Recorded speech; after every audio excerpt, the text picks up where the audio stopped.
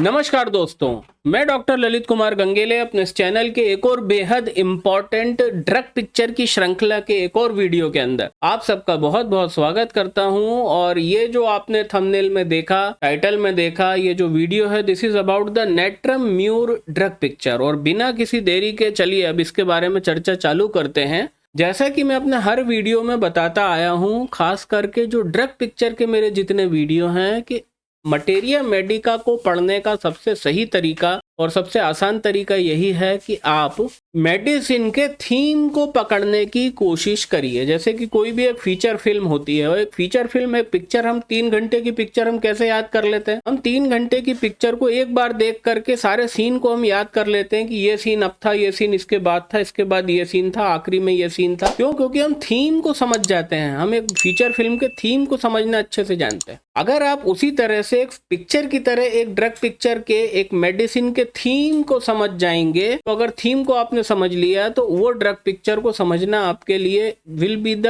Piece of cake, बिल्कुल easy काम हो जाएगा। तो नेट्रम म्यूर का थीम क्या है? अब नेट्रम म्यूर का थीम को समझने के लिए आपको ऑस्मोटिक प्रेशर, ऑस्मोटिक रेगुलेशन को और ऑस्मोसिस की प्रोसेस को समझना पड़ेगा। ऑस्मोसिस को प्रोसेस को समझाने के पहले मैं आपको कुछ चीज बताना चाहूंगा कि जिस तरह से पृथ्वी के ऊपर 70% पानी है, और वो जो 70% पानी है वो खारा पानी है, नमक वाला पानी है, जिसको हम समुद्र कहते हैं। उसी तरह से मानव शरीर के अंदर भी 70% जो होता है वो पानी होता है, और वो पानी खारा पानी होता है। उसके अंदर बहुत ही कम मात्रा में नमक होता है। तो ये कहीं ना कहीं एक कंपैरिजन है धरती का, पृथ्वी का मानव शरीर से, ठीक है। दूसरी चीज, जिस तरह से पृथ्वी पे पाया जाने वाला 70% पानी हमारे पृथ्वी के जलवायु परिवर्तन, जलवायु को कंट्रोल करता है, इकोसिस्टम को कंट्रोल करता है। मतलब हमारा जो इकोसिस्टम है वो बहुत बड़े पैमाने पे डिपेंडेंट है समुद्र और समुद्र के अंदर मौजूद खारे पानी के ऊपर। अगर फर्ज करिए कि एकदम से रातों रात हमारे समुद्र में से नमक गायब हो जाएगा, तो शायद ये पृथ्वी के खात्मे होने की शुरुआत होगी। क्योंकि हमारा इकोसिस्टम पूरा डिपेंडेंट है काय पे? हमारा पूरा पृथ्वी का जल, वायु, फ्लोरा, फना और पूरा इकोसिस्टम कौन कंट्रोल करता है? पूरा इकोसिस्टम संबंध रखता है और कंट्रोल करता है धरती का खारा पानी, जो कि 70% है, जिसमें नमक होता है। इन द सेम मैनर हमारी बॉडी का जो इकोसिस्टम है वो भी किसके कंट्रोल में है?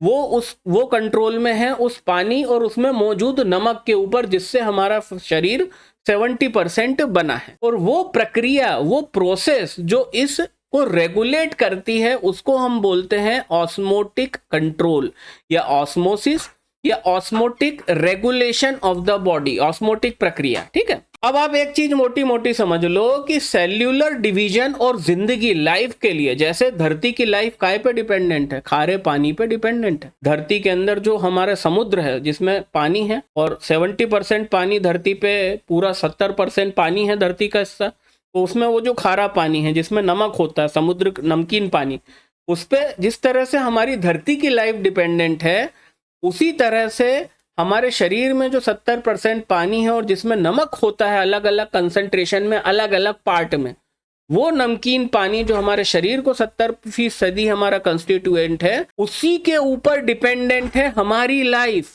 तो अब एक नटशेल में अगर समझाऊं तो सेल का लाइफ, सेल का जिंदा रहना, सेल का डिवीजन और सेल्यूलर प्लोरीफरेशन, सेल्यूलर लाइफ और सेल्यूलर वेलबींग, ये सारी बातें डिपेंड करती हैं सिर्फ एक चीज पे, वो है बॉडी का ऑस्मोटिक रेगुलेशन मैकेनिज्म कितना बेटर काम कर रहा है। और ये osmotic regulatory mechanism completely dependent है नेट्रम म्यूर मतलब सोडियम के ऊपर, और सेल के अंदर पाए जाने वाले पानी के ऊपर। कि सेल के अंदर अगर पर्याप्त मात्रा में पानी की उपलब्धता चाहिए तो उसके अंदर नमक की मौजूदगी जरूरी है।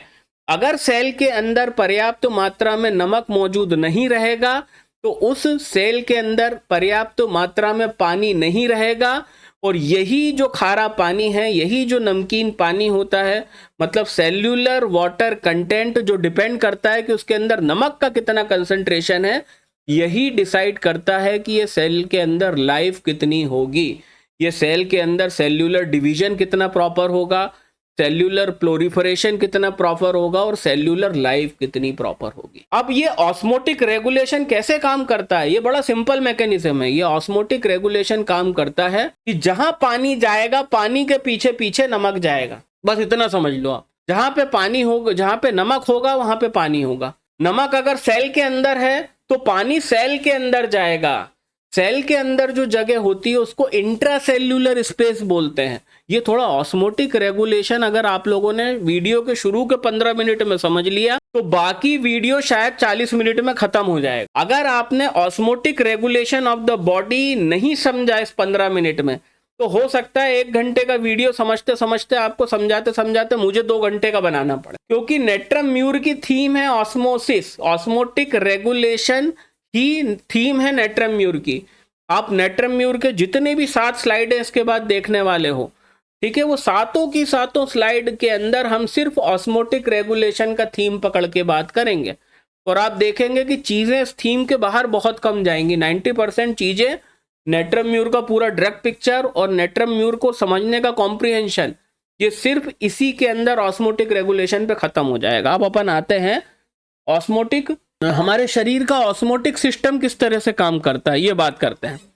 ये हैं 2 सेल हैं ये ऊतक। हम ये फर्ज कर रहे हैं, देखो सेल जब मिलते हैं तो टिश्यू बनता है, जब टिश्यू मिलते हैं तो ऑर्गन बनता है, समझ रहे हो आप। तो ये 2 सेल हैं, बस सिर्फ 2 सेल है इस टिश्यू के अंदर। एक सेल नारंगी है, एक सेल काला है। ये जो सेल है इसके अंदर की जगह क्या कहलाती है, इंट्रासेल्यूलर स्पेस। इंट्रा मतलब अंदर, और ये जो 2 सेल हैं इनके बीच का स्पेस जो मेरा, जिसके पीछे मेरा चेहरा और आपको मेरा टी शर्ट दिख रहा है ब्लू कलर का, इन दोनों के बीच में जो खाली जगह, इसको कहते हैं इंटरसेल्यूलर स्पेस। इंटर मतलब 2 लोगों के बीच की बात को इंटर बोलते हैं। जैसे बोलते हैं ना intercaste marriage. What is intercaste marriage?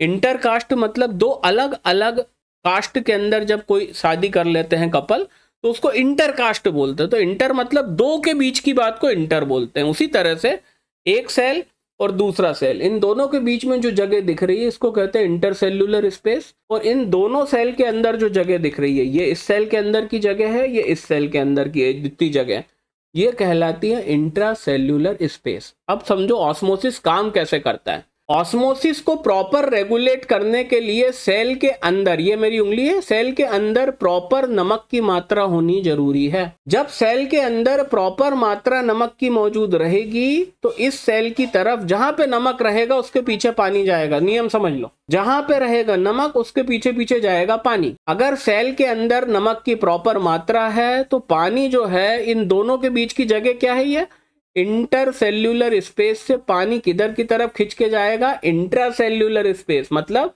Cell के बीच की जगह, अंदर सेल के बाहर जो जगह है, जिसको 2 सेल के बीच की जगह मतलब सेल के बाहर की जगह।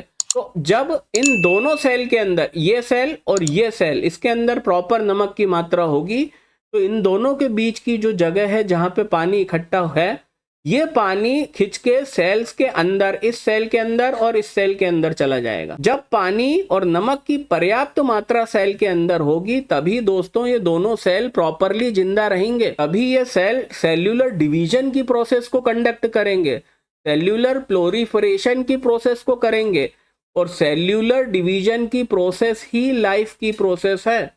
हमारे पुराने सेल मरते रहते हैं और नए सेलों को जन्म देते रहते हैं। ये हर ऑर्गन में चलती है ये प्रक्रिया, ये लीवर में चलती है, हर जगह चलती है। तो सेल्यूलर डिवीजन अगर मेरे को कंटिन्यूएशन में करना है तो मेरे को सेल्स के अंदर पर्याप्त मात्रा में पानी की जरूरत है, और वो पानी इस चीज के ऊपर डिपेंड करता है कि सेल्स के अंदर नमक की, नेट्रम म्यूर की कितनी मात्रा है। अगर नेट्रम म्यूर की मात्रा इन दोनों सेल्स के अंदर पर्याप्त होगी तो क्या होगा, पानी सेल्स के अंदर जाएगा और लाइफ की प्रोसेस को सुचारू रूप से कंटिन्यू करेगा। अगर कोई ऐसी कंडीशन बनती है, अगर कोई ऐसी कंडीशन बनती है कि इन दोनों सेल्स के अंदर पानी की कमी हो गई, पानी नहीं सॉरी नमक की कमी हो गई, नेट्रम म्यूर डिफिशिएंट सेल हो गया, अब क्या होगा।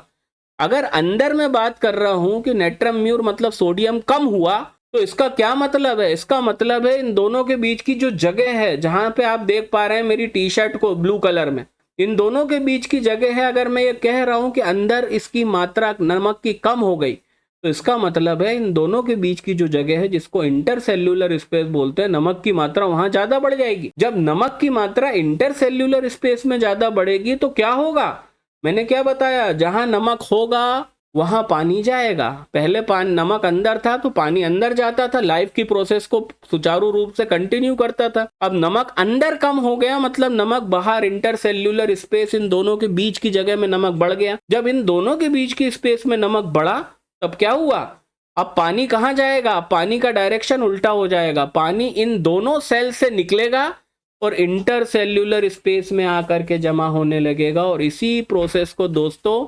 ऑस्मोसिस कहते हैं। यही प्रोसेस कहलाता है ऑस्मोटिक रेगुलेशन। और ऑस्मोटिक रेगुलेशन ही वो प्रक्रिया है जिसके तहत हम जीवित रहते हैं, हम स्वस्थ रहते हैं और हम मस्त रहते हैं। अब ऑस्मोटिक रेगुलेशन क्यों जरूरी है, क्योंकि सेल को पर्याप्त मात्रा में पानी चाहिए। क्यों, सेल्यूलर डिवीजन में भैया हमको पानी नहीं मिलेगा, हम क्या होगा हमारा, हम मरेंगे भाई। रेगिस्तान के अंदर लोग फंस जाते हैं, क्या हो जाता है, वो मर जाते हैं। क्यों मर जाते हैं, भैया पानी नहीं मिला। उसी तरह से सेल को जब तक पानी नहीं मिलेगा तब तक सेल्यूलर डिवीजन की प्रक्रिया नहीं होगी। अगर आपको ऐसा लगता है कि कोई भी एक ऊतक अमर है, मतलब एक लीवर सेल है, तो ऐसा नहीं होता कि एक ही लीवर का सेल था, वो मेरे को पैदा होने के बाद मिला और वही मैं मरते दम तक रहा। नहीं, ये सेल डिवाइड होते हैं, पुराना मर जाता है, नए सेल आते हैं, और यही सेल्यूलर डिवीजन से लाइफ कंटिन्यू होती है। और ये जो प्रक्रिया है, इस प्रक्रिया के लिए, सेल्यूलर डिवीजन के लिए सेल के अंदर पानी चाहिए। और सेल के अंदर पानी आता है कहां से, ऑस्मोटिक रेगुलेशन से, जिसका मेन रोल अदा करता है नेट्रम म्यूर, नमक। तो जब सेल के अंदर नमक होगा तो पानी सेल के अंदर की तरफ अट्रैक्ट होगा और सेल सुचारू रूप से जीवित रहेगा। अगर मान लो सेल के अंदर नमक कम हो गया, मतलब सेल के बाहर, जिसको कहते हैं इंटरसेल्यूलर स्पेस, दो सेलों के बीच की जगह, वहां नमक बढ़ गया। भाई रिलेटिवली यही होगा ना, जब अंदर में बोल रहा हूं कम है मतलब बाहर ज्यादा हो गया। अब क्या होगा, जहां नमक वहां पानी। अब सेल से पानी निकलेगा और सेल से पानी निकल के इंटरसेल्यूलर स्पेस में जाएगा, फलस्वरूप सेल्यूलर डिवीजन की प्रक्रिया प्रॉपर नहीं हो पाएगी। और इसलिए ये एग्जांपल से इस वीडियो की शुरुआत करी थी कि जिस तरह से धरती के ऊपर जो खारा पानी 70% है वो धरती के इकोसिस्टम के लिए जरूरी है, उसी तरह से हमारे बॉडी के इकोसिस्टम के प्रॉपर काम, सेल्यूलर डिवीजन, सेल्यूलर प्लोरिफरेशन और सेल्यूलर लाइफ के लिए हमारे शरीर के अंदर जो पानी और नमक का जो संतुलन होता है कि वो सेल के अंदर कितना होगा, सेल के बाहर कितना होगा, यही चीज कहलाती है ऑस्मोटिक रेगुलेशन। और हमारे जीवित के रहने के लिए ऑस्मोटिक रेगुलेटरी मैकेनिज्म होना बहुत जरूरी है। अब ये 13 मिनट आपका वीडियो 1 घंटा कम कर देंगे, नहीं तो अगर मैं ये नहीं करता ना, ये नहीं बताता, तो 1 घंटे वीडियो लंबा होता और आप सब कंटाल जाते बिल्कुल, है ना। और यही ऑस्मोटिक रेगुलेशन की प्रक्रिया, यही मेन थीम है नेट्रम म्यूर का, यही थीम है इस नेट्रम म्यूर के पूरे ड्रग पिक्चर का। अब चलिए हम दूसरी स्लाइड पे चलते हैं, जहां पे आप मुझे भी देख पाएंगे और मेरे पीछे स्लाइड को भी देख पाएंगे। ये देखिए, अब ये आ गया नेट्रम म्यूर ड्रग पिक्चर। अब हम इसको पढ़ना चालू करते हैं, और जो जो बहुत जरूरी पॉइंट होंगे, वैसे आप सब लोग एजुकेटेड लिटरेट हैं, ठीक है, तो आप सब समझ जाएंगे। Natrum mur drug picture. Natrum mur is the grand member of the natrum group. Natrum mur क्या है, ग्रैंड मेंबर है नेट्रम ग्रुप का। नेट्रम ग्रुप का ग्रैंड मेंबर क्यों कह रहे हैं, नेट्रम ग्रुप की हमारे पास नेट्रम म्यूर के अलावा भी बहुत सारी मेडिसिन है। नेट्रम सल्फ है, नेट्रम फॉस है, नेट्रम आर्स है, नेट्रम आयोड है और नेट्रम म्यूर भी है। तो नेट्रम म्यूर ग्रैंड मेंबर है नेट्रम ग्रुप का, as well as of the entire materia medica. कई जगह एक बात लिखी है नेट्रम म्यूर के बारे में कि नेट्रम म्यूर जो है वो सल्फर, कल्केरिया कार्ब और लाइकोपोडियम के बाद most prestigious medicine of the materia Medica है। सबसे कमाल की मेडिसिन है मटेरिया मेडिका की, जो लिस्ट है सबसे बेहतरीन मेडिसिन की, ठीक है, वो है नेट्रम म्यूर, ठीक है। Second point, it is a deep and long acting medicine. ये बहुत डीप और बहुत लॉन्ग एक्टिंग मेडिसिन है। कवर ऑल द 3 मियाजम, ये तीनों के तीनों मियाजम कवर करती है। Make changes that are long lasting when given in the potentised way. ये बहुत ही डीप एक्टिंग मेडिसिन है, ठीक है, ये बहुत ही डीप एक्टिंग है, बहुत ही लॉन्ग एक्टिंग मेडिसिन है, और कवर करती है तीनों मियाजम को। ये कवर करती है किसको, ऑल द 3 मियाजम को। एंड मेक चेंजेस, ऐसे चेंजेस पैदा करती है जो लास्ट करते हैं बहुत लंबे समय तक, मतलब इसका ड्यूरेशन ऑफ एक्शन काफ़ी लंबा है। नेट्रम म्यूर को जब दिया जाता है तो इसका ड्यूरेशन ऑफ एक्शन बहुत लंबा होता है। अब तीसरा जो पॉइंट है, तीसरा की नोट है, indicated in the people that growing thin and lean when consumption of the great quantity of salt. किन लोगों के अंदर ये इंडिकेटेड है, indicated in the lean and thin people, ऐसे लोगों के अंदर इंडिकेटेड होती है नेट्रम म्यूर जो कि लीन है, थिन है, with the consumption of the great quantity of the salt but digesting none of it, कि बहुत ग्रेट क्वांटिटी ऑफ सॉल्ट का कंजम्पशन करते हैं बट उसमें से कुछ भी पचा नहीं पाते हैं। अब ये थोड़ा समझने वाला बात है, ठीक है।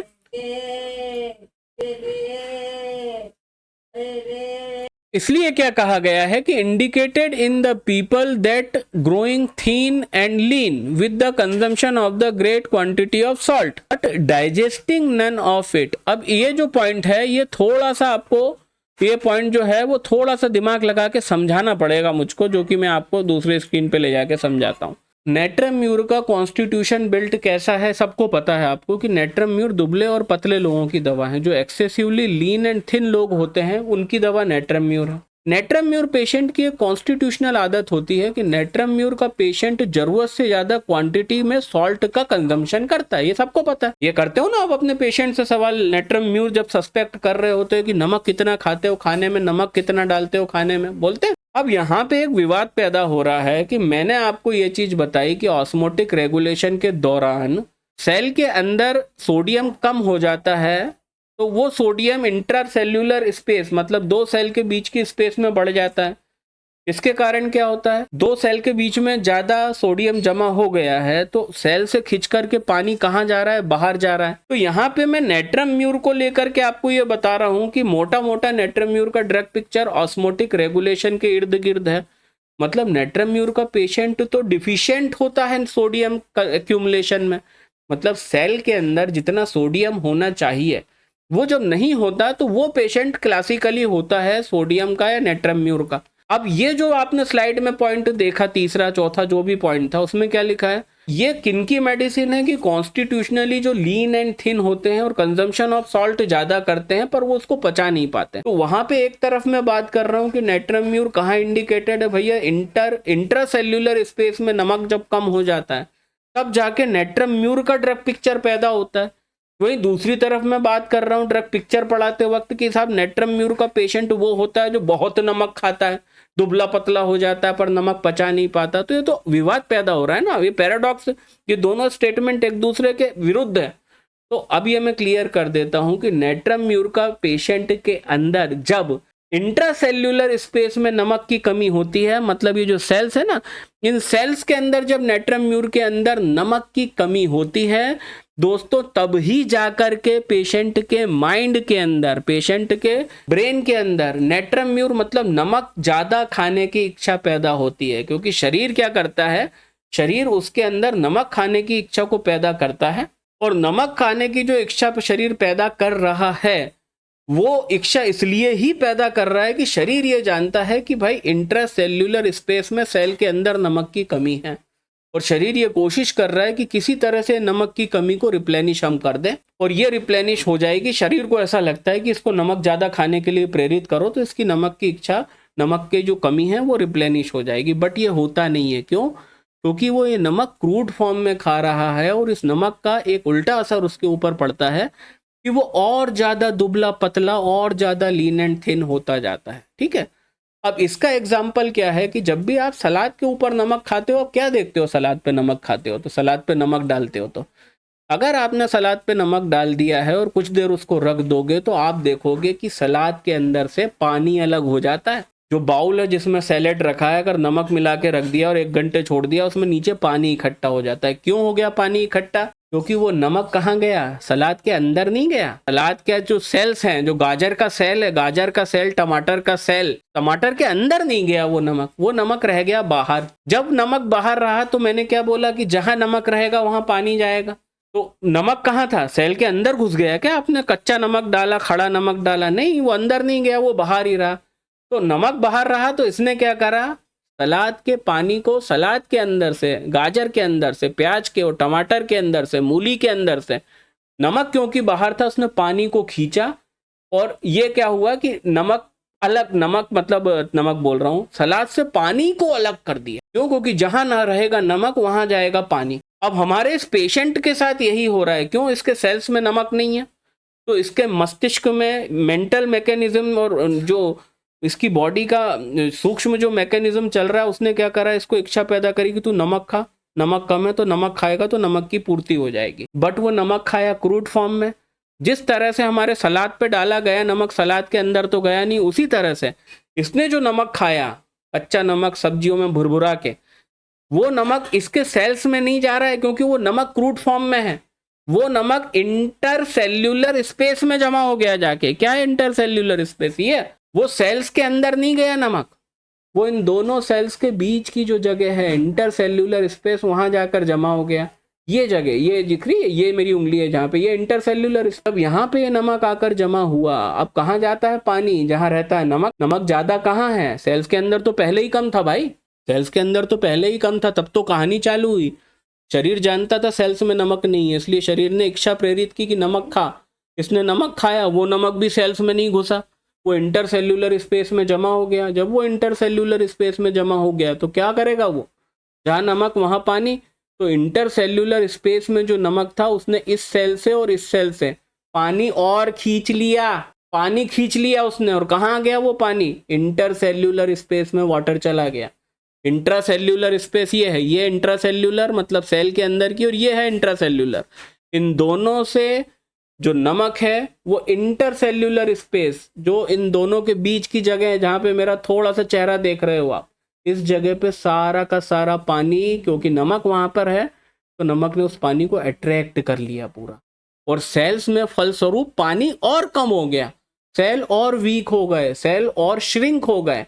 और यही बात हो रही है यहाँ पे कि नेट्रम म्यूर उन लोगों के अंदर इंडिकेटेड है जो कि लीन एंड थिन, दुबले पतले होते जा रहे हैं with the excessive consumption of salt. ये सॉल्ट बहुत ज्यादा कंज्यूम करते हैं, यद्यपि फिर भी ये दुबले होते जा रहे हैं। क्यों? क्योंकि they are not able to digest that crude salt.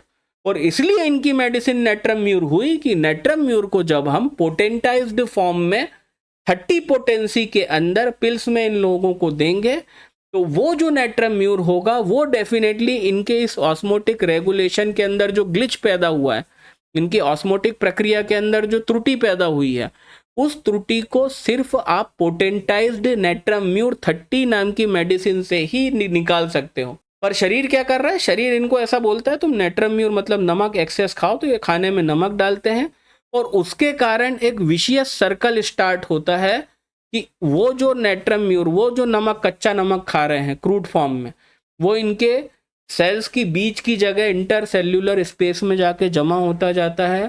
फलस्वरूप इनके अंदर, इनके सेल्स के अंदर से, क्योंकि इंटरसेल्यूलर में ज़्यादा हो गया, वो और पानी खींचना चालू करेगा, और पानी खींचना चालू करेगा। और फलस्वरूप यही कारण है कि ये नमक खाते जाते हैं और नमक खाने के साथ साथ ही और दुबले होते जाते हैं, और लीन होते जाते हैं, और थिन होते जाते हैं। ये प्रॉब्लम है इनके साथ। तो मुझे उम्मीद है आपको ये पूरा का पूरा दृष्टांत समझ में आ गया होगा, है ना? ठीक है, अब मैं दूसरी स्क्रीन पे जाता हूं। तो अब यहाँ पे यही बात हो रही है, indicated in the people that grow thin and lean with the consumption of the great quantity of salt but digest none of it, कुछ पचा नहीं पा रहे हैं, ठीक है। Individual suffering from the starvation, मतलब उल्टा हो रहा है, नमक खाता जा रहा है और ज़्यादा दुर्बल होता जा रहा है, क्योंकि नमक इंटरसेल्यूलर स्पेस में जा रहा है, सेल्स का पानी नमक और सोखता जा रहा है, जहाँ नमक रहेगा वहाँ पानी जाएगा। और इसी के कारण क्या हो रहा है, इंडिविजुअल सफरिंग फ्रॉम स्टारवेशन, और ज़्यादा कुपोषण होता जा रहा है, from lake of the salt because it does not enter into the life. ये जो कच्चा नमक खाता जा रहा है ना, वो उसके उल्टे काम लगा रहा है, उल्टा इसको स्टार्व कर रहा है और उल्टा इसको कुपोषित बना रहा है और दुबला होता जा रहा है। सो salt craving means body has the salt deficiency, और ये वहीं से पैदा हुआ। शरीर जानता था कि सॉल्ट की कमी है, इसलिए सॉल्ट क्रेविंग पैदा होती है इन लोगों के अंदर। क्रेविंग पैदा हुई, नमक खाया और गलता जा रहा है, दुबला होता जा रहा है, 40 किलो का होता जा रहा है, ठीक है। चलिए अब मैं थोड़ा सा अपने आप को यहाँ पे चेंज करूंगा, बहुत बढ़िया। अब अपन आते हैं अगले पॉइंट में। This consumption of the excess salt, यही जो सॉल्ट का कंजम्पशन है due to the salt deficiency in the body. अब एक्सेस सॉल्ट क्यों कंज्यूम कर रहा है, मैं बार बार ये चीजें रिपीट कर रहा हूँ क्योंकि यही जीस्ट है मेडिसिन का। ये नहीं समझे आप नहीं समझ पाओगे। This consumption of excess salt due to salt deficiency in the body क्योंकि शरीर में सॉल्ट की कमी है तो सॉल्ट का कंजम्पशन और सॉल्ट की क्रेविंग हो रही है।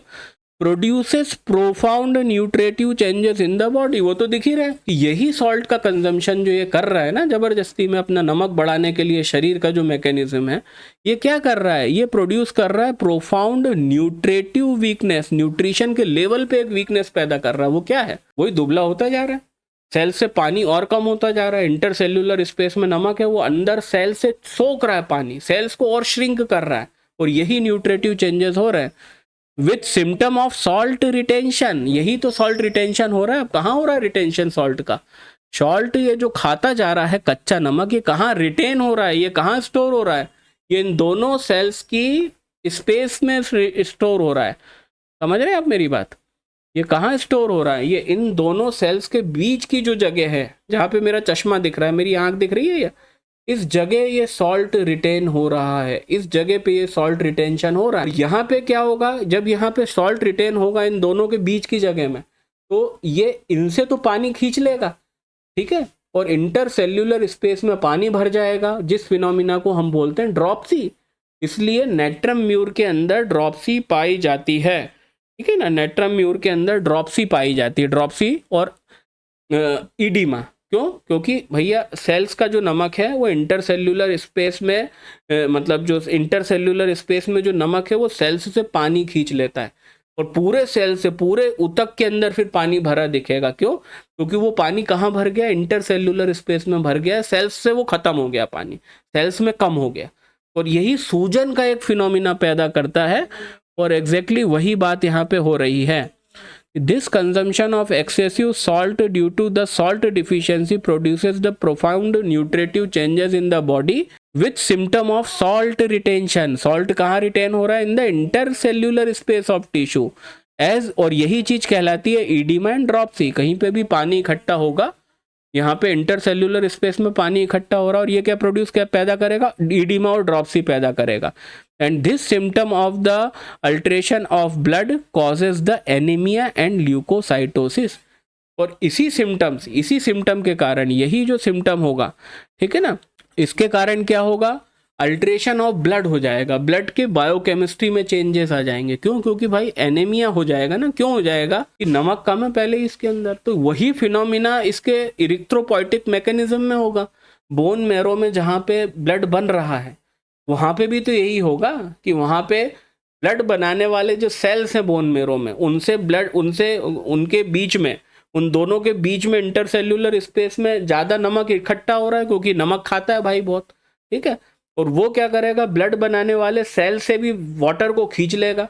अब मैंने क्या बताया कि वाटर और वाटर के साथ सोडियम जब सेल में पर्याप्त मात्रा में रहता है तभी वो डिवाइड होते हैं, तभी उनमें डिवीजन, प्लोरीफरेशन और लाइफ का प्रोसेस चलता है। तो जब ये बोन मैरो में होगा, इसी की वजह से इसमें एनीमिया और ल्यूकोसाइटोसिस हो जाएगा। ल्यूकोसाइटोसिस क्यों होगा भैया, डिफिशियंसी हो जाएगी, कहीं ना कहीं इम्यून डिफिशियंट हो जाएगा, तो WBC काउंट बढ़ जाएंगे, और एनीमिया, RBC काउंट कम हो जाएगा, है ना। तो एनीमिया मतलब RBC को कम होना, और WBC का बढ़ना मतलब ल्यूकोसाइटोसिस हो जाएगा, ठीक है। ये that is the sign of the deficient immunity, ठीक है। अब मैं आता हूँ, पहले मैं नीचे आ जाता हूँ, फिर मैं अगली स्लाइड चलाता हूँ।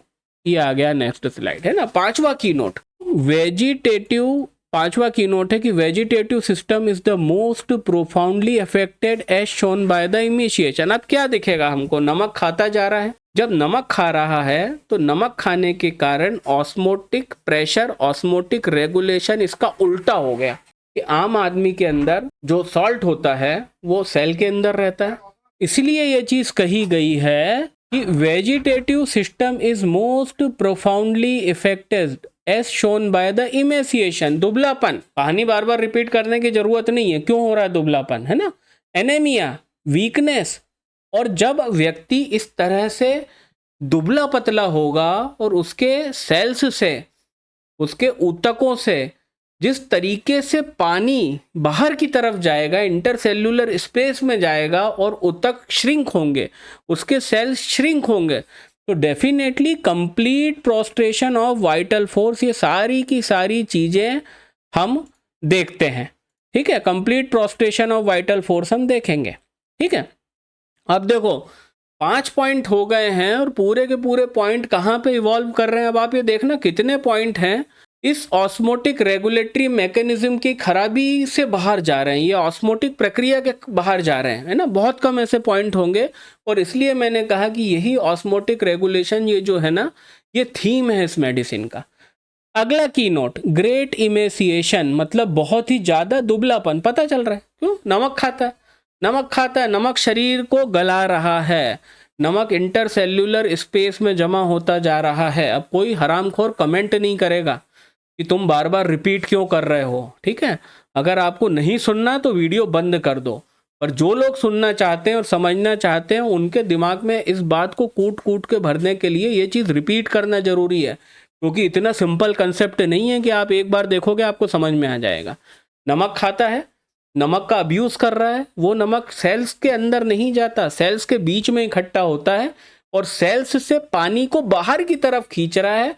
सेल्स श्रिंक हो रहे हैं, पानी की कमी के कारण सेल्यूलर डिवीजन रुक रहा है, सेल्यूलर लाइफ जो है ना वो लॉस्ट हो रही है। इसकी वजह से क्या होगा, जिस तरह से सलाद पे नमक डालते हैं तो पानी अलग हो जाता है और सलाद सिकुड़ जाता है ना, दुर्बल हो जाता है, मुरझा जाता है, उसी तरह से इसका ग्रेट इमेसिएशन हो रहा है। छठा की नोट है great emaciation, anaemia and cachectic subject. What is cachectic condition? क्या होती है? दुबलेपन को बोलते हैं कैचेक्टिक कंडीशन। जरूरत से ज़्यादा खत्म आदमी जब हो जाता है, लीन एंड थिन, तो वो कैचेक्सिया कहलाता है। कैचेक्टिक कंडीशन और एनेमिक है। Whether from loss of vital fluid. अच्छा, अब एक चीज बताते हैं। अब ये नमक जो है, ये तो हमने एक एग्जाम्पल देखा, एक बेसिक मैकेनिज्म समझा कि नमक खा रहा है, नमक शरीर में कम है, नमक शरीर में कम है, नमक खा रहा है और ज़्यादा नमक के दुष्प्रभाव के कारण, अब्यूज के कारण और श्रिंक होता जा रहा है और दुबला होता जा रहा है। पहले 60 का था, फिर 55 आया, 55 से 50, 50 से 45, 45 से 40। अब नेचुरल कंडीशन में वो ऐसे कौन सी हरकतें हैं जिसके कारण एक बंदे का कॉन्स्टिट्यूशनली वो नेट्रम्यूर बन सकता है? वो कंडीशन है लॉस ऑफ वाइटल फ्लूइड्स। कई कंडीशनें होती है जहाँ पे वाइटल फ्लूइड का लॉस हो रहा होता है शरीर में। प्रोफ्यूज मेंसेस, जैसे कि कैसे होता है loss of vital fluids? Profuse menses, बहुत ज़्यादा पीरियड आ जाना, ठीक है, जरूरत से ज़्यादा मेंस्ट्रुअल साइकिल का, मेंस्ट्रुअल ब्लीडिंग का चलना।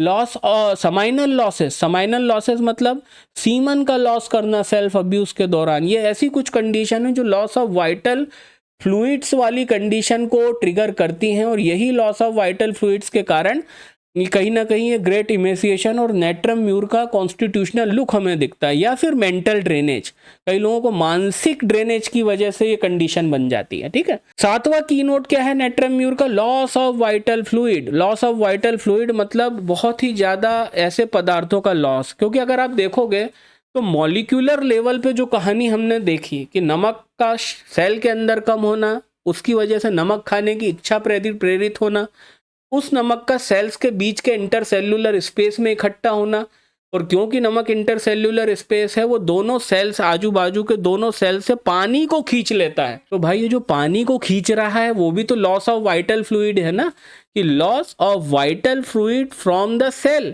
सेल से वो वाइटल फ्लूइड खींच के कहाँ जा रहा है? जहाँ पे नमक है, इंटरसेल्यूलर स्पेस में जा रहा है। और यही चीज़ लॉस ऑफ वाइटल फ्लूइड को इसका एक की नोट बना देता है। ये बहुत इंपॉर्टेंट की नोट है इसका, ठीक है। तो क्या है keynote? Loss of vital fluid other medicine में China and phosphoric acid corresponds to the effect of the loss of vital fluid, खासकर in the lean and thin cachectic person. ऐसा लीन एंड थिन, कैचेक्टिक मतलब दुबला परसा, दुबला पतला एक आदमी जिसके अंदर ये लॉस ऑफ वाइटल फ्लूइड हो रहा है, ये करस्पॉन्ड करता है नेट्रम म्यूर को, है ना। और कहाँ कहाँ होता है, किन किन संदर्भ में लॉस ऑफ वाइटल फ्लूइड होगा? Loss of seminal losses, haemorrhage, blood loss या फिर प्रोफ्यूज मेंसेस, ठीक है।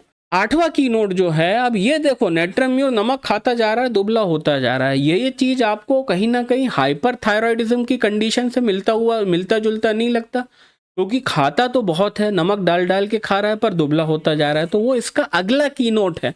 और आप में से जो थोड़ा बहुत अच्छा सा मटेरिया मेडिका पढ़े हैं उनको सबको पता है कि ये मेडिसिन है काई की, loss of flash while living and eating well. Life अच्छी जी रहा है, खाना अच्छे से खा रहा है, पर फिर भी दुबला होता जा रहा है, ठीक है।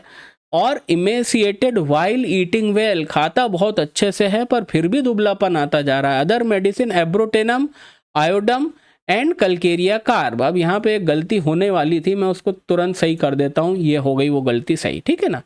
तो अब मैं एक बार और पढ़ता हूँ कि loss of flash while living and eating well, क्योंकि नमक डाल डाल के खाता है खाने में, तो अच्छा खाने के बाद भी दुबला हो रहा है। इमीसिएटेड वाइल ईटिंग वेल, बहुत अच्छा खाना खा रहा है फिर भी दुबला होता जा रहा है, ठीक है। Abrotanum, iodum, calcarea carb other medicine है। Due to the defective salt metabolism, देख रहे हैं ना पूरा लफड़ा क्या है, सॉल्ट का मेटाबॉलिज्म डिफेक्टिव है। इसकी वजह से क्या हो रहा है, the vegetative system is mainly and profoundly affected. अब जिन लोगों को नहीं समझ में आ रहा, वेजिटेटिव सिस्टम मतलब बॉडी को लाइफ के लिए मेंटेन करने वाले मेटाबॉलिज्म को हम वेजिटेटिव सिस्टम बोलते हैं। ये खासकर संबंधित होता है डाइट से, डाइटेटरी प्रोडक्ट के एसिमिलेशन से, मतलब जो हम खाते हैं उसके एब्जॉर्प्शन से जो संबंधित मैकेनिज्म है, ये वेजिटेटिव सिस्टम है। और यही इसके साथ दिक्कत है कि खाने में इतना नमक खा लेता है कि अंदर से सेल के अंदर का जो पानी है वो नमक की तरफ आकर्षित होता है। और नमक क्योंकि इंटरसेल्यूलर स्पेस में दो सेल के बीच में, तो सेल्स जो है वो श्रिंक होते जाते हैं, पानी कम होता है, सेल्यूलर डिवीजन और सेल्यूलर की लाइफ प्रोसेस अफेक्टेड होती है। और ये पूरा मैकेनिज्म कहलाता है वेजिटेटिव सिस्टम कहते हैं इसको। और इसलिए कह रहा है कवि कि due to the defective salt metabolism vegetative system is mainly and profoundly affected, ठीक है। नौवां keynote, emaciation of the natrum mure is more marked on the neck and the upper part of the body like lycopodium। lycopodium की तरह ही अब हम बोल रहे हैं कि emaciate हो रहा है, ये दुबला हो रहा है। तो emaciation जो नेट्रम म्यूर का होता है that is restricted to the upper part of the body, ठीक है ना, just like lycopodium। और लोअर पार्ट का emaciation एब्रोटेनम में देखते हैं हम, ठीक है। But specially marked on the neck, इसका जो इमेसिएशन है नेक पे मार्क्ड होता है। अब मैं यहाँ से पहले अपने आप को नीचे लाऊं और उसके बाद मैं स्लाइड चेंज करता हूँ। अब आते हैं हम तीसरी स्लाइड के ऊपर, 10वां की नोट। अब देखो, क्योंकि आपको मैंने पूरा सॉल्ट का mechanism, intercellular space, intracellular space, नमक के पीछे पानी, पानी नमक के पीछे पीछे पानी जाता है, मैंने पूरा समझा दिया। तो अब कुछ मेन काम बस ये है कि इसको सिर्फ पढ़ना है, अब वो सब समझना नहीं है, वो सब आप दिमाग में रखो अपने, है ना। एनेमिया एंड क्लोरोसिस, ये अपन पहले भी देख चुके हैं, क्योंकि एनेमिक हो जाता है ना भैया इतना, जब वेजिटेटिव सिस्टम पे इस तरह का ग्लिच पैदा हो गया है कि इसके सेल्स को छोड़ छोड़ के पानी जैसा मूल तत्व जो कि सेल के डिवीजन, सेल के प्लोरिफरेशन, सेल की लाइफ की प्रोसेस के लिए जरूरी है, वो पानी इसके सेल को छोड़ छोड़ के इंटरसेल्यूलर स्पेस में बाहर चला जा रहा है, जहाँ पे नेट्रम म्यूर है, जहाँ पे नमक खा खा के वहाँ पे उसने नमक बढ़ा दिया। तो ऐसे केस में एनीमिया और क्लोरोसिस होगा ही। एनेमिक कंडीशन को बोलते हैं क्लोरोसिस। तो anaemia and chlorosis along with the above mentioned emaciation, जिसकी अभी ऊपर के कीनोट में हमने बात करी कि दुबला तो है ही है, पर क्या है, natrum mur is very important medicine for the anaemia in materia medica along with the china, ferrum mat and calcarea phos. Calcarea phos makes the cell and ferrum phos and ferrum mat colors them. Calcarea phos क्या करता है, sales को बनाता है, और ferrum matte colour करता है। उसके अंदर जो लाल कलर है लोहा, आयरन होता है ना। चाइना, फेरम मैट और कल्केरिया फॉस के साथ नेट्रम म्यूर एक बहुत इंपॉर्टेंट मेडिसिन है। और ये इतनी इंपॉर्टेंट है कि जो एनीमिया का कॉम्बिनेशन आता है, बायोकेमिक कॉम्बिनेशन जो एनीमिया का आता है, उसका नंबर मैं भूल गया, उसमें नेट्रम म्यूर एक इंग्रेडिएंट है उसका। अगला की note, it has all the sign and symptom of the anaemia. अब एनीमिया के जितने साइन एंड सिम्टम है वो सब होंगे। क्या दिखेगा एनीमिक पेशेंट के अंदर भैया, इमेसिएटेड होगा, दुबला पतला होगा, वीक होगा, वीकनेस होगी, लेक ऑफ वाइटिलिटी होगी, शरीर के अंदर जीवन शक्ति और वाइटिलिटी की कमी होगी, और lake of vital heat. Anaemic आदमी हमेशा ठंडा होता है, याद रखना, हाथ ठंडे, पैर ठंडे, ये चीज होती है, ठीक है ना। 12वां की नोट, सॉल्ट या natrum mur along with the water provide the very important medium for the cellular division and proliferation. ये लाइन में अभी तक कम से कम 10 बार बोल चुका, इसलिए इसके बारे में अब कोई बात नहीं करूंगा, ठीक है। बस इसको पढ़ूंगा जरूर एक बार कि सॉल्ट मतलब natrum mur along with water, पानी के साथ मिलकर के सॉल्ट क्या प्रोवाइड करता है, एक बहुत इंपॉर्टेंट, वेरी इंपॉर्टेंट मीडियम प्रदान करता है for the cellular division, cell का डिवीजन और सेल का प्लोरिफरेशन और सेल्यूलर लाइफ के लिए बड़ा इंपॉर्टेंट है। So this is most important feature of the natrum mur. ठीक, जो 13वां इसका की नोट है वो थोड़ा सा इस थीम से अलग है कि सप्रेस्ड फीवर की एक बहुत इंपॉर्टेंट मेडिसिन है, खासकर सप्रेस्ड मलेरिया की बहुत इंपॉर्टेंट मेडिसिन है। क्यों? और इसका मलेरिया के अंदर और सप्रेस्ड फीवर में इसका पता है क्या इंडिकेशन है? सप्रेस्ड फीवर में जो इसका इंडिकेशन होता है वो ये है, अब्यूज ऑफ चाइना जिस केस में होता है ना, या क्विनाइन सल्फेट का या फिर क्रूड चाइना का जब अब्यूज करते हैं कि मलेरिया हो गया, अब मलेरिया हुआ, इनके दिमाग में आई मैं चाइना दूंगा, चाइना मतलब क्विनाइन दूंगा, क्विनाइन से इसका मलेरिया उतारूंगा। ऐसे केस में जब चाइना का अब्यूज हुआ हो, और ऐसे केस चाइना से सही तो नहीं हुआ पर वो फीवर सप्रेस हो गया, ऐसे केस का बहुत इंपॉर्टेंट मेडिसिन है नेट्रम्यूर। और नेट्रम्यूर इस केस के अंदर एंटीडोट करता है चाइना और चाइना के दुष्प्रभाव को, और पेशेंट को मुक्त करता है उस फीवर से। बस यही बात है इसके अंदर। मैं जल्दी से पढ़ के बता देता हूँ, वीडियो ज़्यादा लंबा करना नहीं है मुझे। Natrum mur is indicated in some inveterate and badly treated cases of intermittent fever with China या क्रूड क्विनाइन से, जो तो है ना, जो भी केसेस में चाइना और क्रूड क्विनाइन से बैडली ट्रीटेड केसेस होते हैं मलेरिया या इंटरमिटेंट के, उसके लिए इंडिकेटेड है natrum mur. So antidotal to China and crude quinine, या चाइना का ये एंटीडोट है, याद रखना है ना। ये होम्योपैथिक चाइना का एंटीडोट नहीं है, चाइना या क्विनाइन से जिन केस के ऊपर अब्यूज करा गया है ना मलेरिया के, उसका एंटीडोट है। So chronic cases of the malarial fever after, specially after the abuse of quinine या China, salt will cure more cases of the malaria, both acute and chronic, especially chronic, than any other medicine। ये पता होना चाहिए आपको, है ना, कि China जो है ना वो एनीमिया, जो चाइना जो है वो मलेरिया और इंटरमिटेंट फीवर के ज़्यादा केसेस सही करता है, और खासकर क्रॉनिक केसेस बहुत इंपॉर्टेंटली ठीक करता है ना, स्पेशली। ठीक है, चौथा की नोट, इन फीवर और इंटरमिटेंट फीवर चिल का जो टाइम रहता है ना, ये 10 से 11 बजे रहता है, हमेशा याद रखना 10 से 11 बजे। 10 AM aggravation is the hall mark की नोट ऑफ नेट्रम्यूर, ये याद रखो। तो मलेरिया के केस के अंदर 10 AM पे एग्रेवेशन, 10 से 11 के बीच में चिल का एग्रेवेशन होगा, तो इकलौती मटेरिया मेडिका के अंदर और रिपर्टरी में एक ही मेडिसिन है, दैट इज नेट्रम्यूर ही वो मेडिसिन है। ठीक है, और इसके साथ साथ 15वां की नोट में कवि ये कह रहा है कि नेट्रम्यूर के अंदर 10 AM एग्रेवेशन जो है बहुत इंपॉर्टेंट है। 10 AM aggravation is characteristic of the natrum mur almost in every complaint, her complaint के अंदर जब 10 AM एग्रेवेशन होगा, 10 बजे सुबह एग्रेवेशन होगा, तो नेट्रम्यूर मेडिसिन मानी जाएगी। अगली स्लाइड पे आते हैं। ठीक है, अब ये भी देखो 16वां की नोट है हाइपरथायरॉयडिज्म, इसके बारे में भी कोई बात करने की जरूरत नहीं। हमने अभी तक इसको अच्छे से समझ लिया है कि नमक ज़्यादा खाने वाला दुबला पतला आदमी जो नमक खाता जाता है, नमक उसके सेल्स में कम है, इसके कारण उसको नमक खाने की इच्छा पैदा हुई। वो नमक उसके सेल्स में तो नहीं गया, इंटरसेल्यूलर स्पेस में इकट्ठा हुआ। वहाँ पे जब नमक इकट्ठा था, नमक अपने पीछे पीछे पानी को अट्रैक्ट करता है। अब सेल से निकल के पानी इंटरसेल्यूलर स्पेस में आके जमा हो गया, सेल्स के अंदर डिवीजन का प्रोसेस रुक गया, सेल श्रिंक होने लग गए। ठीक है, और ओवरऑल पूरा शरीर में इमेसिएशन हो गया, दुबला हो गया। और इसका क्या साइन है कि नमक खाता जा रहा है, नमक का खाना खाता पीता अच्छा है, पर अच्छा खाने के बावजूद दुबला होता जा रहा है।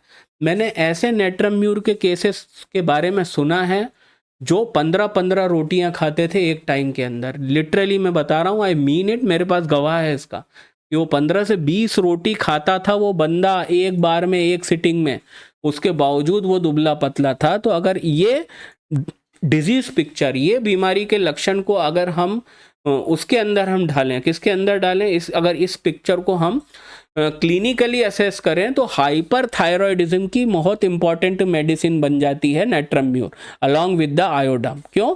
इसलिए जो अगला की नोट है 16वां कि hyperthyroidism as indicated by the key note emaciated while living and eating well. 17वां key note, it is one of the Schuessler's biochemic salt. जो डॉक्टर शुशलर, मैं समझता हूँ हैनीमैन के बाद, केंट के बाद, बोगर और बॉनिंग हसन के बाद डॉक्टर शुशलर से ज़्यादा इंटेलिजेंट आईक्यू वाला बंदा होम्योपैथिक फील्ड ने नहीं देखा। और डॉक्टर शुशलर ने जो 12 टिश्यू रेमेडी का जो इंट्रोडक्शन करा था, बायोकेमिक लेवल पे इनने सॉल्ट का काम बताया था कि भाई कैलीसल्फ क्या करता है, फेरमफॉस क्या करता है, मैकफॉस। तो ये जो है नेट्रम म्यूर, ये शुशलर की 12 टिश्यू रेमेडी में से एक सॉल्ट है, 12 सॉल्टों में से एक सॉल्ट है। It is more widely distributed than any other salt और सब्सटेंस आफ्टर वाटर।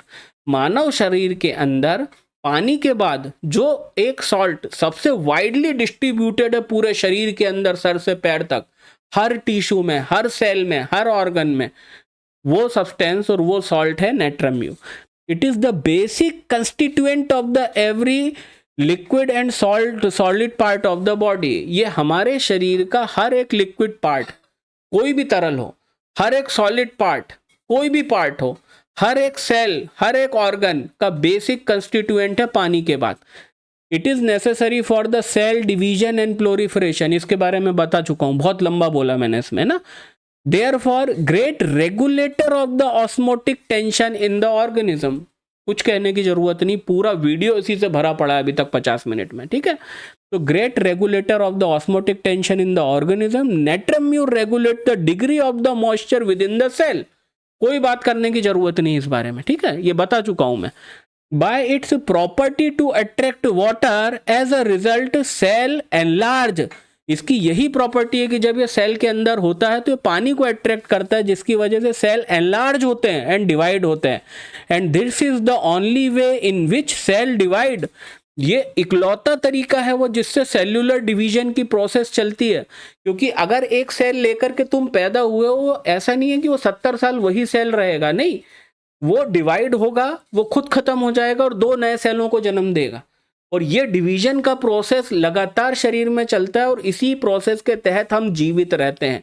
इसलिए कवि कह रहा है कि this is the only way in which cell divide for the purpose of the existence and for the purpose of life. कोई बात करने की जरूरत नहीं इस बारे में, पूरा वीडियो में यही बात करी है, पूरे में यही मैं चिल्लाया हूं, ठीक है। 18th keynote, if there is the deficiency of the natrum mur in the cell और टिश्यू, अगर ऊतक में या सेल में, कोशिका में अगर नेट्रम म्यूर की कमी होगी, the water which should be inside the cell is retained in the intercellular space. मैंने बता दिया कि भाई अगर कोशिका के अंदर, सेल के अंदर पानी, अगर नमक कम है, मतलब इंटरसेल्यूलर स्पेस में नमक ज़्यादा है।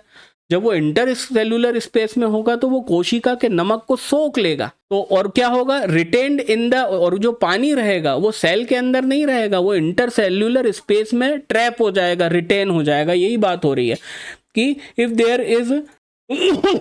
There is deficiency of the natrum mur in the cell और tissue, the water which should be inside the cell is retained in the intercellular space and hydremia results. Hydremia क्या है, cell के अंदर पानी कम है और इंटरसेल्यूलर स्पेस के अंदर पानी भर जाएगा, हाइड्रेमिया, या फिर जिसको इडीमा बोलते हैं। और पेशेंट कैसा दिखेगा, वाटरी एंड ब्लॉटेड अपीयरेंस होगा। और ये जो वाटरी और ब्लॉटेड अपीयरेंस है, एक दुबला पतला आदमी, जो वैक्सी स्वेलिंग बोली गई है, ये कैंट ने इसको वैक्सी स्वेलिंग बोला है। और जो वैक्सी स्वेलिंग होती है ना, पानी भरा हुआ bloated waxy look in the emaciated दुबला पतला पेशेंट, ये जो है ना, it is not due to the renal failure, it is not due to the liver failure और हार्ट फेलियर, ये एनीमिया के कारण हुआ है, ठीक है ना। और इसलिए इसको क्या कहते हैं, hydremia. And then he have the morbid craving of salt. अब क्या होगा, सॉल्ट कम है, इसको क्रेविंग पैदा होगी, but crude salt do not work unless offered in the very dilute state in the homeopathic form. अब वो ही होगा कि क्रूड सॉल्ट तुम देते जाओगे तो ये और बीमार होता जाएगा, और इससे बचाने के लिए इसको क्या करना पड़ेगा, मेरे को होम्योपैथिक फॉर्म में पोटेंटाइज्ड डाइल्यूट सॉल्ट दूंगा, और तब जाकर के ये बंदा है ये ठीक हो पाएगा, ठीक है। अब आते हैं अगले पेज पे। बहुत ही खुशी हो रही है कि हम लोग वीडियो के एंड तक जा रहे हैं। अब यहाँ पे कुछ चीजें समझनी पड़ेंगी, अरे थोड़ा सा लंबा टॉपिक वापस आ गया है। Profuse discharge from the mucous membrane, ये म्यूकस मेम्ब्रेन से ज्यादा डिस्चार्ज होगा ना भाई, इसके क्यों होगा। अब आपको मैंने एक चीज बताई, अभी तक आप समझ गए हो कि नेट्रम म्यूर के अंदर इंटरसेल्यूलर स्पेस में नमक ज्यादा है, तो इसके सेल्स से पानी खींच के इंटर सेल्यूलर स्पेस में जाता है। आ गई बात समझ में आप, मैं उम्मीद कर रहा हूँ ये चीज़ आप अच्छे से समझ गए हो, ठीक है, पहली बात। तो दूसरी बात, इस कंडीशन को हैनीमैन हाइड्रेमिया बोल रहे हैं, कि हाइड्रेमिया हो रहा है ना, कि इंटरसेल्यूलर स्पेस में पानी ज़्यादा भर रहा है। क्यों? क्योंकि सेल्स के अंदर पानी जो था वो इंटरसेल्यूलर स्पेस में जो नमक ज़्यादा प्रेजेंट है, क्रूड सॉल्ट खाता उसकी वजह से, तो सेल से पानी खींच लिया नमक ने जो इंटरसेल्यूलर स्पेस में, और क्या हुआ, इंटरसेल्यूलर स्पेस में पानी भर गया, जिसने क्या पैदा करा, यहाँ पे ईडिमा और हाइड्रेमिया पैदा करा। तो भाई जब ये म्यूकस मेम्ब्रेन के अंदर ये सेम चीज होगी तो भैया म्यूकस सिक्रीशन होगा ना, म्यूकस मेम्ब्रेन से प्रोफ्यूज डिस्चार्ज होगा ना, यही बात हो रही है। और इसलिए नेट्रम म्यूर का टंग कैसा है मैं बता दूं अच्छे से, आगे टंग का भी पॉइंट है।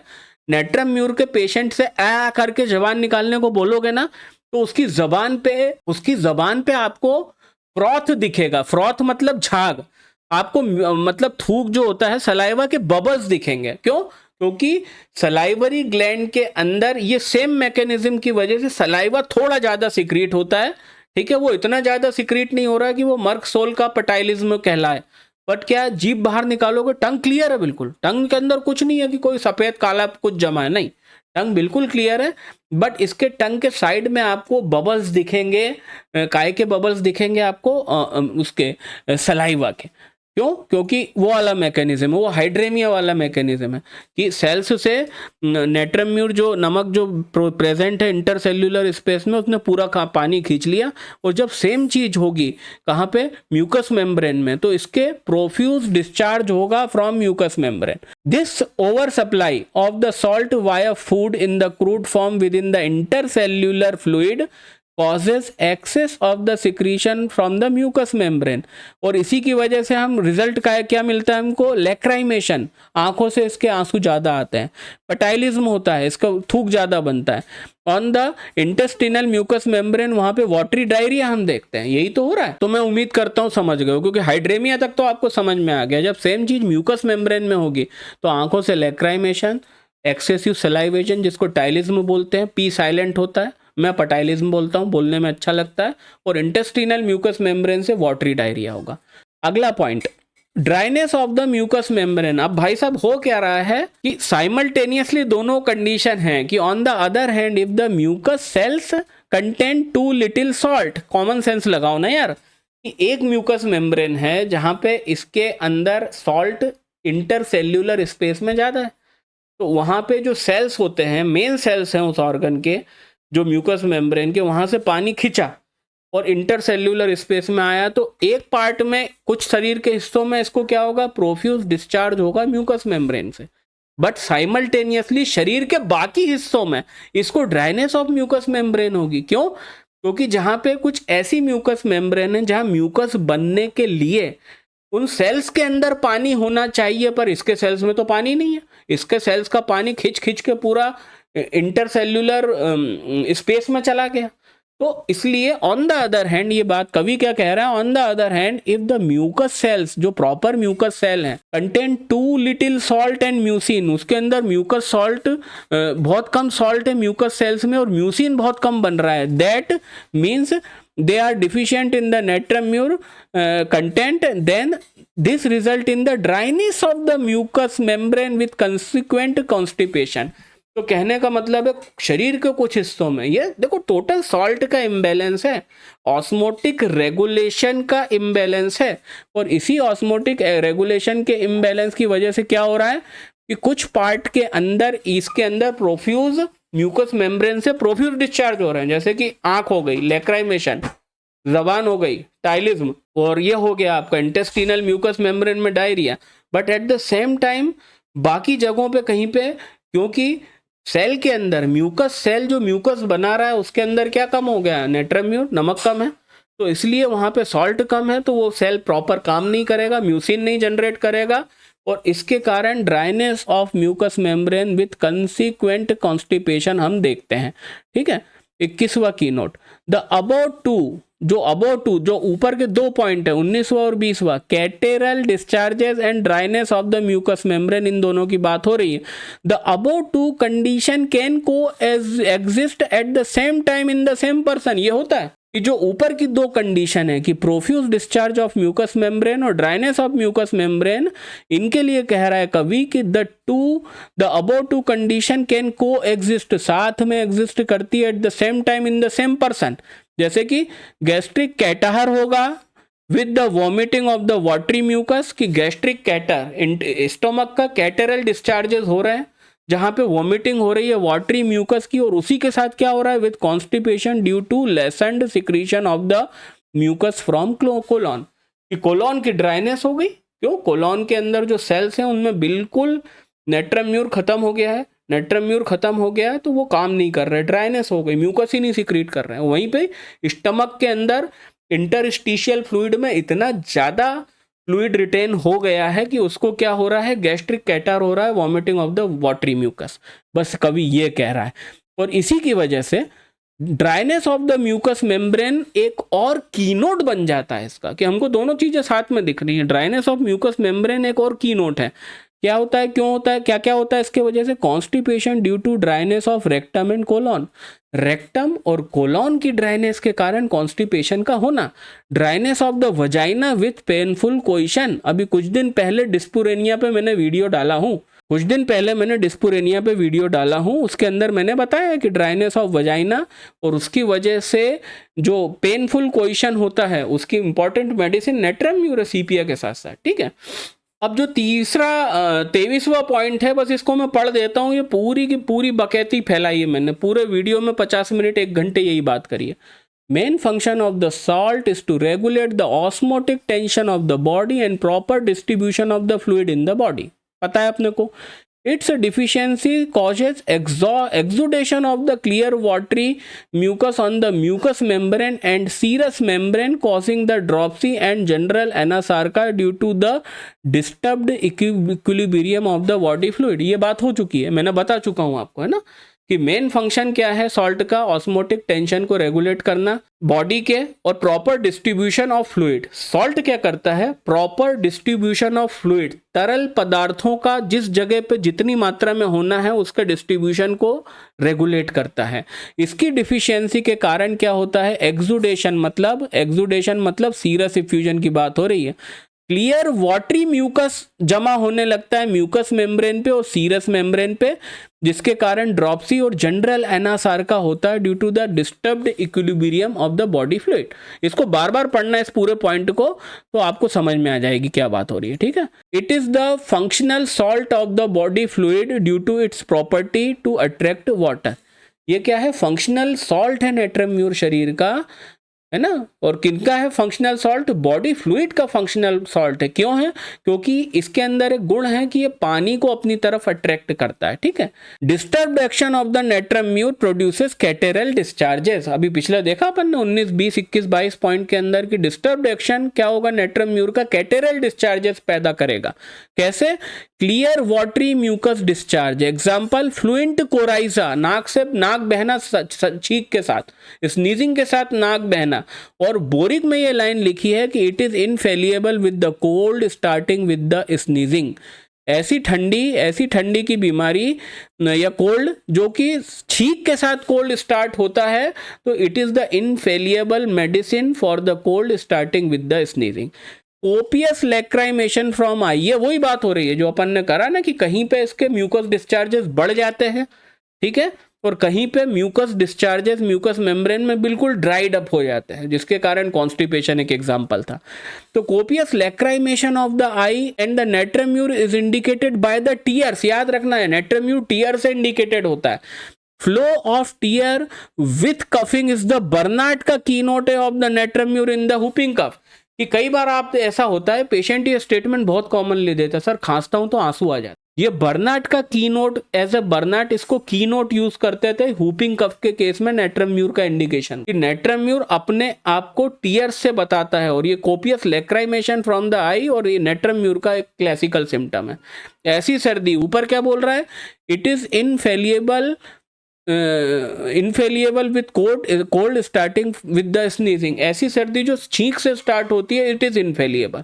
तो यहाँ पे ये वही पार्ट को थोड़ा सा इलस्ट्रेट करा है कि किस तरह से ये कैटेरल डिस्चार्जेस पैदा करती है। ठीक है, अब मैं ऊपर चला जाता हूँ। ठीक है, अब effect of loss of vital fluids, ये भी बात हो चुकी है कि कई प्रकार के ऐसे वाइटल फ्लूइड्स के लॉस हैं जिसके इफेक्ट पे नेट्रम्यूर इंपॉर्टेंट मेडिसिन है। जैसे लैक्टेशन, जब महिला बच्चे को दूध पिला रही होती है ना, जब छोटा बेबी है वो दूध पी रहा होता है, या फिर समाइनल लॉसेस कोई कर रहा है, कोई यूथ महिला के अंदर ज़रूरत से ज़्यादा मेंसेस आना है ना, मेंटल ड्रेनेज होना, मेंटल ड्रेन हो जाना पेशेंट का, तो ये सारी कंडीशन है वो करस्पॉन्ड करती है नेट्रम्यूर, जिसको कहते हैं loss of vital fluid. Other medicine are through China and phosphoric acid. आखिरी 25, ये आपने लाइन पढ़ी होगी, इसका बाकी चीज़ों से संबंध नहीं है, कि हेडेक ऑफ स्कूल गर्ल्स, ठीक है, headache from sunrise to sunset, सवेरे उठने से लेकर के सनसेट तक जो हेडेक होता है, खासकर स्कूल गोइंग गर्ल्स के अंदर, नेट्रम्यूर बहुत इंपॉर्टेंट है। Headache from heat of the sun, बहुत कॉमनली आपने भी यूज़ करा होगा कहीं ना कहीं माइग्रेन के केसेस में, हेडेक के केसेस के अंदर, whenever there is the aggravation from sun, और यही सन से जो एग्रेवेशन है कहीं ना कहीं नेट्रम्यूर को एक मेडिसिन बनाता है हीट स्ट्रोक का। हम लोग जानते हैं सब, हम नेट्रम्यूर यूज करते हैं हीट स्ट्रोक में। Headache with the error of refraction, मतलब आंख के नंबर के गलत यूज होने के कारण, कई लोगों का आंख का नंबर चेंज हो जाता है, वो सेम चश्मा लगाते हैं, चेंज नहीं कराते हैं, तो ये एरर के रिफ्रैक्शन एरर के कारण जो हेडेक होता है, और आई स्ट्रेन के कारण नेट्रम्यूर बहुत इंपॉर्टेंट मेडिसिन है इस चीज़ की, है ना। अब मैं वापस नीचे आ जाता हूँ और अपन आखिरी स्लाइड पे आ जाते हैं। उम्मीद थी मुझे 1 घंटे में ख़त्म कर दूंगा। The above mentioned tearfulness is also prevail on the mental level. जो अभी टीयरफुलनेस की बात करी ना, कि कहीं पे म्यूकस मेम्ब्रेन के सिक्रीशन ज़्यादा है, जैसे कि आँख हो गई, आँख में से लैक्राइमेशन होते हैं, टीयर होता है, और है ना, और कहीं पे बोला कॉन्स्टिपेशन हो गया, म्यूकस मेम्ब्रेन के सिक्रीशन एकदम बिल्कुल कम हो गए, ड्राई हो गए। तो ये जो टीयरफुलनेस जो पिछले पॉइंट में जिसकी बात करी, prevails on the mental level, sad होता है natrum mur, with the marked disposition to weep, रोने का बहुत उसका मन करता है, ठीक है, विदाउट कॉज लाइक पल्सेटिला, बिना बात का, but unlike pulsatilla very decidedly aggravate from the consolation. ये बहुत की नोट है, नेट्रम्यूर किसी के सामने नहीं रोता है, अकेले जाकर के रोना पसंद करता है। क्यों? क्योंकि उसको ऐसा लगता है लोग मुझे कमज़ोर समझेंगे। ये इसलिए भी होता है कि नेट्रम्यूर का कॉन्स्टिट्यूशन नमक खाने के कारण लीन एंड थिन बताया गया है। तो जब लीन एंड थिन, दुबला पतला कमज़ोर आदमी होता है, तो समाज का उसकी तरफ जो कंडक्ट होता है ना, वो कंडक्ट यूजुअली, अब देखो ये जो पॉइंट है कि सैडनेस है और कंसोलेशन से एग्रेवेशन की बात कर रहा हूं, कि सांत्वना से इसको एग्रेवेशन होता है, किसी की सांत्वना इसको बर्दाश्त नहीं है। इसका रिलेशनशिप भी इसके कॉन्स्टिट्यूशनल लुक के कारण है, क्योंकि ये दुबला पतला है। अब दुबले पतले आदमी का समाज की तरफ क्या रहता है, समाज का उसके नजरिया कि उसको सांत्वना देता है, यार दुबला पतला है, मर ना जाए यार, इसको थोड़ा सा सहला करके रखो। और वो जो सांत्वना समाज की मिल रही है ना इसके दुबले पतलेपन के कारण, वो उससे खिजिया गया ले लेके, क्योंकि जिंदगी भर से वो 40 किलो का है। जब देखो तो वहाँ पे ऑफिस का स्टाफ जरूरत से ज़्यादा सिंपैथी बता रहा है, घर में बीवी सिंपैथी बता रही, दोस्त सिंपैथी बता रहे, तो वो कहीं ना कहीं इरिटेट हो चुका है इस कंसोलेशन को ले लेके, उसके कारण एग्रेवेट होता है। Want to be alone to cry, वो क्योंकि इतना वीक, वो ऐसे ही शरीर से वीक है इतना कि वो ये नहीं चाहता कि वो इमोशनली भी लोगों को वीक प्रतीत हो, इसलिए वो लोगों के सामने रोने से डरता है। और ये जो है कि कोई मेरे को सांत्वना ना दे दे, मैं सबके सामने रहूंगा, मैं वीक तो नहीं दिखूंगा, ये सारी चीजें नेट्रम्यूर की कहीं ना कहीं उसकी नमक खाने की आदत और नमक के कारण पैदा हुआ जो दुबलापन है उसका, वो उसी से कोरिलेट करता है ऑन द साइकोफिजियोलॉजिकल लेवल पे। समझ गए होंगे। और ये बता रहा हूँ, ये मेंटल ऐसे पढ़े जाते हैं, ये जो मेंटल वालों की तरह मेंटल नहीं पढ़े जाते हैं, किसी मेंटली मेंटल पढ़ रहे हो। मेंटल का फिजिकल बॉडी से रिलेशनशिप होता है, और यहाँ पे मैंने तुम लोगों को जीता जागता एग्जाम्पल दिया है इसके मेंटल पे। अब टंग जो है नेट्रम्यूर की 2 प्रकार की होती है। पहली तो मैप्ड टंग है, ये समझ लेना अच्छे से। मैप्ड टंग तुम लोगों को अपनी प्रैक्टिस में 1000 बार दिखने वाली है कहीं ना कहीं। ऐसा मैप बना रहता है टंग के ऊपर, मैप बोले तो ऐसे ऐसे आइलैंड जैसे बने रहेंगे। टेरेक्सेकम दूसरी मेडिसिन है। और दूसरी ये टंग मैं आपको ऑलरेडी बता चुका हूं कि clear shiny tongue with the froth and the frothy bubbles of the saliva. जैसे ही टंग बाहर निकालेगा एकदम क्लियर कट टंग होगी। क्लीन शाइनी टंग 2 पेशेंट की होती है, नेट्रम्यूर और इपिकॉक। ईपीकॉक की टंग में कोई डिपोजिशन नहीं होगा, बिल्कुल क्लियर शाइनी टंग होगी। इसकी भी वैसी होगी, बट इसकी टंग के ऊपर झाग के बबल्स होंगे, फ्रॉथी बबल्स होंगे सलाइवा के। 28 childrens are late learning to walk. ये लिखना ज़्यादा जरूरी था क्योंकि ऑटिज्म के केस के अंदर इंपॉर्टेंट मेडिसिन है, और उसका जो मेन साइन होता है कि बच्चे वॉक करना और टॉक करना, इसमें टॉक में लिखना भूल गया, आप अपने मन से ये लगा लेना कि टॉक और वॉक करना बहुत लेट होता है, ठीक है। और fever, blisters around the mouth during fever, this is the classical sign of fever of natrum mur. ये नेट्रम-म्यूर के फीवर का क्लासिकल साइन होता है कि जब फीवर आता है तो अगल बगल फीवर ब्लिस्टर्स होते हैं। तो दोस्तों ये था नेट्रम-म्यूर का ड्रग पिक्चर, और आपने जैसा कि देखा कि जितने भी हमने इसके अंदर पॉइंट पढ़े, कितने पॉइंट पढ़े हमने, लगभग हमने 29 की नोट पढ़े हैं नेट्रम-म्यूर के।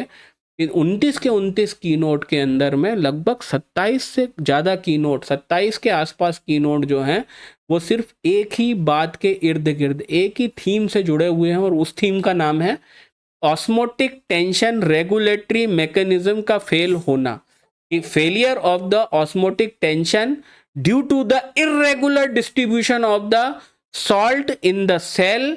ये इकलौता थीम है नेट्रम-म्यूर का जिस थीम के ऊपर 27, 28, 29 की नोट सारे के सारे मोतियों की तरह पिरो के मैंने आपको बता दी है एक धागे के अंदर, और पूरे ड्रग पिक्चर के अंदर एक भी चीज इसके बाहर नहीं गई। और अगर इस तरह से आप ड्रग को पढ़ेंगे तो कभी भी ड्रग को रटना नहीं पड़ेगा। और नेट्रम-म्यूर के अंदर, नेट्रम-म्यूर पेशेंट के अंदर बिना कोई लिखित सिम्टम, ना ही मटेरिया में ना ही रिपर्टरी में, आपको नेट्रम-म्यूर दिखने लगेगा क्योंकि आपने उसकी थीम समझी है। इसलिए कोशिश करिए मटेरिया मेडिका को पढ़ते वक्त उसके थीम को प्रॉपरली अंडरस्टूड करें, वही सबसे ज़्यादा इम्पॉर्टेंट है। और बहुत बहुत धन्यवाद आप सभी लोगों का ये वीडियो को देखने के लिए। वीडियो को यहाँ तक देखा है तो लाइक करे बिना मत जाइएगा, वीडियो में कमेंट करके बताइएगा वीडियो में क्या अच्छा बुरा लगा, क्या अच्छा लगा। और अब आपसे मुलाकात होती है इसी तरह के किसी और इन्फॉर्मेटिव वीडियो में, तब तक के लिए अपना बहुत ख्याल रखिएगा। नमस्कार।